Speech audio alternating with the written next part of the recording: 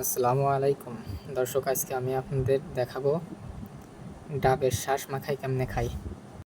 প্রথমেই নারকেল গাছে উঠছি ডাব পাড়ার জন্য। নারকেল গাছে উঠে ডাবটা কেটে সুন্দরভাবে নিচে ফেলতে হবে যাতে ফেটে না যায়। এজন্য ডাবটা কেটে পানির নিচে ফেলবো। পাশে পুকুর আছে, পুকুরের ভিতরে ফেলবো। একটা কাঁচি নিয়ে উঠছিলাম, সে কাঁচিটাই ধার ছিল না, এজন্য কাটতে বেশ সময় লেগে গেছিল।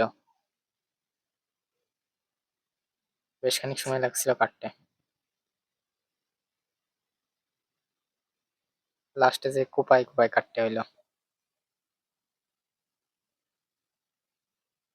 ডাবটা অনেক বড় ডাব। ওটা ফুটো করে পানি আলাদা করলাম, করে পানি আমরা খাইলাম। পানি বের করে আমরা পানি টোকাকে খেয়ে ফেললাম। এখন ডাবের নীল অংশ ছাড়াই ফেলে ভিতরে মালাটাও বাদ দিয়ে সাদা যে শ্বাস, এই শ্বাসগুলো কেটে কেটে এক জায়গায় করলাম, করে আমান দিয়ে বাটলাম। বেটে এখন মশলা দিয়ে তেঁতুল দিয়ে আগে মাখাই নিচ্ছি। মশলা তেঁতুল দিয়ে মাখাই এখন দেখলাম অনেক ভালো, অনেক ভালো লাগলো। অনেক সেন্টও বেরোচ্ছে। আপনারাও চেষ্টা করে দেখতে পারেন, অনেক সুন্দর লাগবে।